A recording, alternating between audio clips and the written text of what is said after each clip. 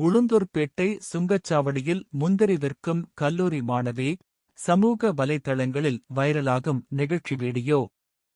விவசாயம் செய்யும் தந்தையால் கல்லூரி கட்டணம் செலுத்த முடியாததால் தனது இன்ஜினியரிங் படிப்பை பாதியிலேயே நிறுத்திவிட்டு, குடும்ப சூழ்நிலைக்காக உளுந்தூர்பேட்டை சுங்கச்சாவடியில் முந்திரி விற்கும் கல்லூரி மாணவியின் வீடியோ தற்போது சமூக வலைதளங்களில் பெரும் வைரலாகி வருகிறது. கடலூர் மாவட்டம் பாலக்கொல்லை கிராமத்தைச் சேர்ந்தவர் வசந்தி. இவர் வடலூரில் உள்ள விவேகானந்தா பொறியியல் கல்லூரியில் ECE electronics and communication engineering 2ஆம் ஆண்டு படித்து வந்துள்ளார்.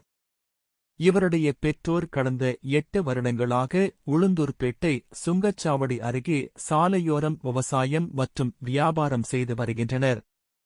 சமீபத்தில் அந்த வழியாகச் சென்ற பயணி ஒருவர் வசந்தி சாலையோரத்தில் முந்திரி விற்பதைக் கண்டு அவரிடம் பேச்சு கொடுத்து வீடியோ ஒன்றை எடுத்துள்ளார். அதில், "ஏன் இந்த வேலையைச் செய்கிறாய்?" என்று கேட்டபோது, வசந்தி தனது இன்ஜினியரிங் படிப்பைப் பற்றியும் குடும்ப வறுமையைப் பற்றியும் எவ்வித கூச்சமுமின்றி புன்னகையோடு பகிர்ந்து கொண்டார். இந்த வீடியோ சமூக வலைதளங்களில் வெளியாகி பலரது கவனத்தை ஈர்த்தது. வசந்தியின் இந்த நிலையைக் கண்டு பலரும் அவரது கல்விக்கு உதவ முன்வந்துள்ளனர். அதே நேரத்தில் இந்த வைரல் வீடியோ குறித்து மாணவி வசந்தி மற்றொரு வீடியோவில் விளக்கம் அளித்துள்ளார். "என்னுடைய வீடியோ வைரலான பிறகு பலர் வாழ்த்துகின்றனர், ஒரு சிலர் தவறாகவும் பேசுகின்றனர். பெற்றோர் என்னை வற்புறுத்தி இந்த வேலைக்கு அனுப்பவில்லை.